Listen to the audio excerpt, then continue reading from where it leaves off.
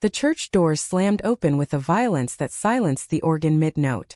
Juliet stood in the aisle, chest heaving, eyes locked on the altar where her father, David, held Caitlin's hands, the white veil trembling slightly between them. "Stop the wedding," she said, voice cracking but clear enough to carry to every pew. "She's not who you think she is." Gasps rippled through the guests. David's face drained of color. Caitlin's smile froze, then shattered. Juliet took one step forward, then another, each footfall loud in the sudden hush. She had rehearsed this moment in her head 1,000 times, but nothing prepared her for the way her father's eyes that had once looked at her with nothing but pride, now stared at her like she was a stranger. She didn't look at Caitlin. Not yet. If she did, she might lose her nerve. Instead, she fixed her gaze on David. "Dad, listen to me. Caitlin and we were together. For 2 years. She's gay. She's been gay the whole time she's known you." The words landed like stones in still water. Someone in the back coughed. A phone clattered to the floor. David's mouth opened, but no sound came out. Caitlin finally moved. Her hand dropped from David's, slow, as though the motion cost her everything. Juliet's heart thundered so hard she thought it might break ribs. She had promised herself she wouldn't cry, but tears were already sliding down her cheeks. This wasn't about revenge. It wasn't even about love anymore. It was about the lie that had grown too big to contain. The lie Caitlin had chosen to live. The lie David had wanted to believe. 2 years earlier, Juliet had met Caitlin at a quiet coffee shop in Portland. Caitlin had been sketching on a napkin, dark hair falling across her forehead, and when she looked up, her eyes held a kind of quiet hunger Juliet recognized immediately. They talked for hours. By the end of the night, Juliet knew she was in trouble. Caitlin kissed her outside under a street lamp, soft and certain, and whispered, "I've never done this before." Juliet believed her. She wanted to believe her. They fell fast. Late-night drives along the coast, hands clasped over the gearshift. Whispered confessions in tangled sheets. Caitlin spoke about her family. Conservative, religious, unforgiving. She said she could never come out. Juliet understood. She had her own father to think about, David, the man who raised her alone after her mother died. The man who still believed love looked a certain way. So they kept it secret. They were careful. They were happy. Until Caitlin started pulling away. It began with small things. Cancelled plans. Distant texts. Then one night Caitlin sat on the edge of the bed, hands clasped between her knees, and said, "I can't do this anymore. I can't live half a life." Juliet begged. She cried. She promised to wait. Caitlin only shook her head. "You deserve someone who can stand beside you in daylight," she said. "I'm not that person." She left. No fight. No drama. Just gone. Juliet spent months hollowed out. She threw herself into work, into friends, into anything that would drown the ache. She told herself she was healing. She almost believed it. Then, 6 months ago, she saw the engagement announcement on Facebook. Caitlin's smiling face next to her father's. The caption read, "Found my forever."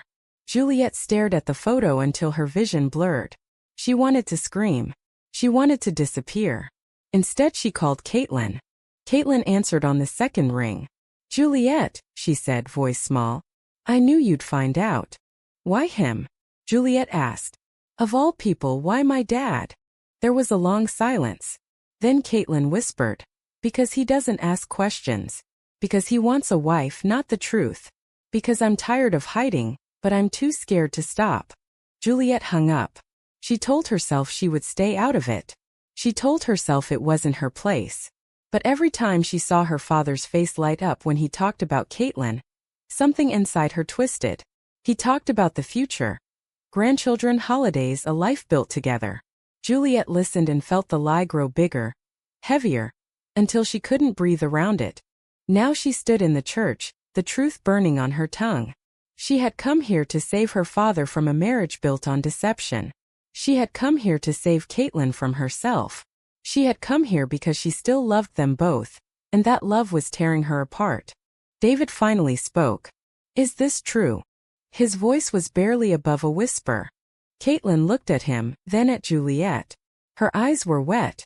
"Yes," she said. David staggered back one step. His hand went to his chest. For a second Juliet thought he was clutching his heart. Then he reached into his pocket, pulled out his phone and dialed. Dad. Juliet stepped forward. What are you doing? He didn't look at her. I'm calling 911, he said, voice shaking. Because I don't know what else to do. The sirens were distant at first, a faint wail that blended with the murmurs of the stunned guests.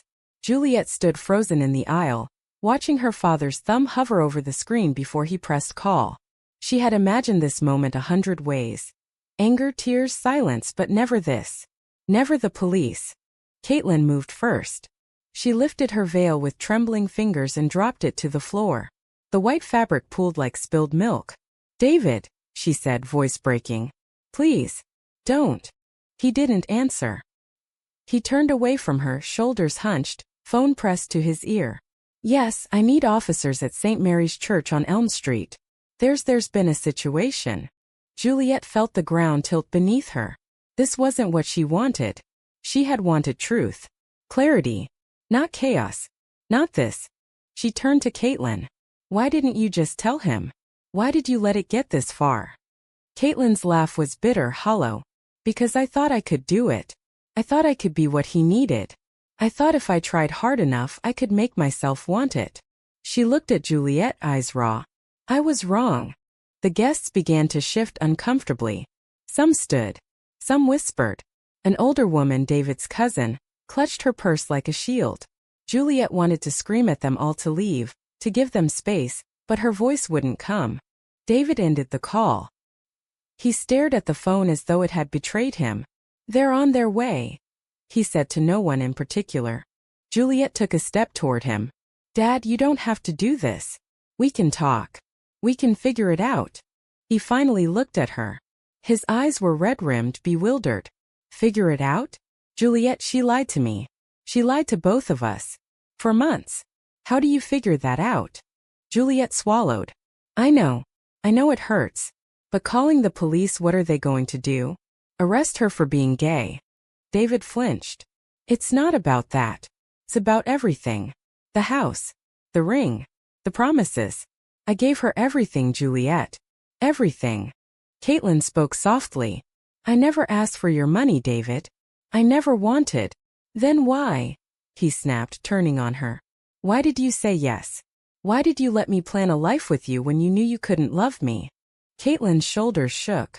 Because I was scared. Because I thought if I married you I could finally stop running. I thought I could be normal. The word landed like a slap. Juliet felt it in her chest. Normal. The same word Caitlin had used when she ended things. The same word that had haunted Juliet for months.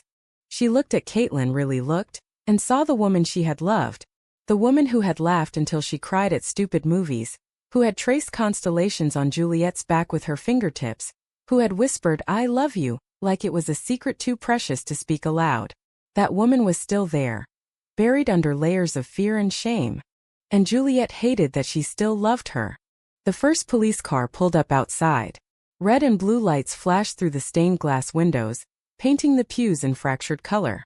2 officers stepped inside, hesitant, scanning the room. David pointed at Caitlin. She misrepresented herself. She lied about who she is. I want her out of here. The older officer, a woman with kind eyes, looked between them. Sir, can you explain what happened? David tried. He stumbled over words: engagement, wedding, lies, betrayal. He didn't say lesbian. He didn't have to. The room already knew. Caitlin stood silent, head bowed. Juliet watched her, waiting for her to fight, to explain, to say anything. But Caitlin only stared at the floor. The officer turned to Juliet. Ma'am, you're the daughter? Juliet nodded. Did you witness any fraud? Any theft? Juliet hesitated. She thought of the ring on Caitlin's finger, David's mother's ring. She thought of the house David had put in both their names. She thought of the future he had planned, now in pieces. No, she said quietly. Not like that. The officer looked relieved. Then I'm afraid this is a civil matter. We can't arrest someone for a broken engagement. David's face crumpled. So that's it? She walks away. I'm sorry, sir. The officers left. The lights faded. The church felt smaller, colder. Caitlin finally looked up. She met Juliet's eyes. "I'm sorry," she whispered. "I never wanted to hurt you. Either of you." Juliet didn't answer. She couldn't. The words were stuck somewhere deep, tangled with love and rage and grief. David turned and walked out of the church without another word. Juliet watched him go. Then she looked at Caitlin. For the first time in months there were no lies between them. Only the wreckage. Juliet followed her father outside. He stood on the steps, staring at the parking lot where guests were already leaving. Cars pulling away in quiet embarrassment. The sky was the color of old bruises. "Dad," she said.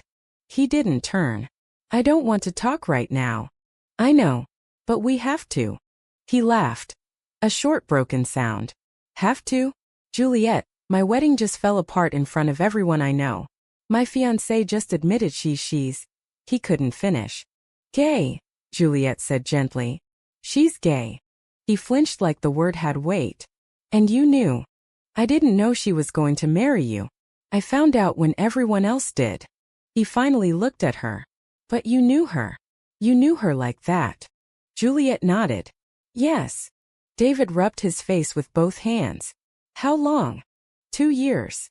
He exhaled sharply. 2 years. My God. They stood in silence. Cars continued to leave. The church doors remained open behind them, a dark mouth. "I thought I was doing the right thing," Juliet said. "I thought if I didn't say anything, you'd marry her and spend the rest of your life wondering why she never really loved you." David's voice was rough. "And now I know. Thanks for that." The sarcasm stung. Juliet swallowed. "I'm sorry." He looked at her, really looked. "Are you? Or are you glad? Because she hurt you too." Juliet felt the question like a knife. She had asked herself the same thing every night for weeks. Was this about protecting her father? Or was it about punishing Caitlin? Or was it about proving to herself, to the world, that what they had was real? "I don't know," she admitted. "Maybe all of it." David nodded slowly. "At least you're honest." He started walking toward his car. Juliet followed. Inside the car, he didn't start the engine. He sat with his hands on the wheel, staring straight ahead. "I loved her," he said quietly. "I really did. I know. I thought she loved me back." Juliet reached over, touched his arm. He didn't pull away. "I don't understand," he said. "How could she do that? How could she stand there and let me plan a life with her when she knew?" "Because she was scared," Juliet said. "Because society told her she had to be someone else. Because she thought if she tried hard enough, she could change." David looked at her. "Did you ever try to change?" The question hung between them. Juliet felt her throat tighten. "Every day," she said. "Until I realized I couldn't. And I stopped trying." He nodded. "I wish you'd told me. I was afraid you'd hate me." "I could never hate you." The words were simple. They shouldn't have meant so much. But they did. They sat in silence for a long time. Finally David started the car. "I need to go home," he said. "I need time." Juliet nodded. "I'll come with you." He didn't argue. Back at the house, everything looked the same. Caitlin's coat still hung on the rack. Her shoes were by the door. David stared at them like they were evidence. He picked up one shoe, turned it over in his hands. "She left these here last week. Said she'd pick them up after the honeymoon." Juliet watched him. "Do you want me to take them?" He shook his head. "No. Leave them." He sank onto the couch. Juliet sat beside him. "I keep thinking," he said. "If I'd noticed something, if I'd asked the right questions, maybe I could have seen it." "You couldn't have," Juliet said. "She was good at hiding." "Was she hiding from you too?" Juliet thought about it. "Sometimes. But mostly from herself." David leaned back, closed his eyes. "I don't know what to feel. I'm angry. I'm hurt. I'm embarrassed. And I hate that I'm embarrassed." Juliet understood. She had felt the same shame, the same fear of judgment. "It's not your fault," she said. "I know. But it still feels like it is." They sat together until the light faded. Then David spoke again. "What happens now?" "I don't know," Juliet said. "But we'll figure it out. Together." He reached for her hand. She took it. For the first time in years she didn't feel alone. 3 weeks later, Juliet stood outside Caitlin's apartment. Rain fell in soft sheets, blurring the streetlights. She hadn't seen Caitlin since the church. She hadn't planned to come here tonight. But the pull was too strong. She knocked. The door opened slowly. Caitlin looked smaller somehow. Eyes shadowed. Hair pulled back. No makeup. "Juliet," she said. Not surprised. Not angry. Just tired. "Can I come in?" Caitlin stepped aside. The apartment was bare. Boxes lined the walls. The couch was gone. Only a folding chair and a lamp remained. "You're moving," Juliet said. Caitlin nodded. "I can't stay here. Not after everything." Juliet looked around. "Where will you go?" "I don't know yet. Somewhere quiet. Somewhere no one knows me." Juliet felt a pang. "You don't have to disappear." Caitlin laughed softly. "Don't I?" They stood in silence. Rain tapped the windows. "I'm sorry," Caitlin said. "For all of it. For hurting you. For hurting him. For thinking I could be someone I'm not." Juliet wanted to be angry. She wanted to yell. But the anger had burned out, leaving only sorrow. "Why didn't you fight?" she asked. "In the church. Why didn't you say anything?" Caitlin looked down. "Because I deserved it. Every word. Every look. I knew what I was doing. I just didn't know how to stop." Juliet stepped closer. "You could have told him. You could have told me. We could have helped you." Caitlin shook her head. "I didn't want help. I wanted to be fixed. There's a difference." Juliet reached out, touched Caitlin's arm. Caitlin didn't pull away. "I still love you," Juliet said. The words surprised her. She hadn't meant to say them. Caitlin's eyes filled. "I know. That's why this hurts so much." They stood like that, inches apart, neither moving. "I'm leaving tomorrow," Caitlin said. "I've got a bus ticket. New Mexico. Start over." Juliet nodded. "Will you call me when you get there?" Caitlin hesitated. "I don't know if I can." Juliet swallowed. "Then this is goodbye." Caitlin nodded. Juliet turned to leave. At the door she stopped. "I told my dad everything. About us. About how much I loved you. He listened. He didn't judge. He just listened." Caitlin smiled, small and sad. "He's a good man." "He is." Juliet opened the door. Rain rushed in, cold and clean. "Take care of yourself," she said. "You too." Juliet stepped into the rain. She didn't look back. Months passed. Seasons changed. David sold the house. Too many memories. He moved into a small condo downtown. Juliet helped him pack. They laughed sometimes. They cried sometimes. They talked about everything except Caitlin. Until one evening David found an old photo. Him and Caitlin at the beach. He stared at it for a long time. "I miss her," he said. Juliet looked at him. "I know. Not the lie," he said. "The person I thought she was." Juliet nodded. "I miss her too." They put the photo in a box. Closed the lid. Life moved on. Juliet dated again. Slowly. Carefully. She told the new women the truth from the beginning. No secrets. No half-lives. David started painting. Landscapes. Bright colors. He said it helped. One day he called Juliet. "I've been thinking," he said, "about what happened. About what I did." "You called 911, Juliet said. "You were scared." "I was humiliated," he admitted. "And angry. And I wanted someone to fix it for me. But no one could." Juliet listened. "I'm sorry," he said, "for making it worse." "You didn't," she said. "You were human." He laughed softly. "That's generous." They hung up. Juliet sat on her couch, staring at the ceiling. She thought about Caitlin. Wondered where she was. Wondered if she was happy. She hoped so. And she wondered, had she done the right thing? Had she saved her father from a lie? Or had she destroyed 3 lives out of pain and jealousy? The question lingered, quiet and persistent. Was Juliet right to speak the truth, even if it shattered everything? Or was silence sometimes the kinder choice?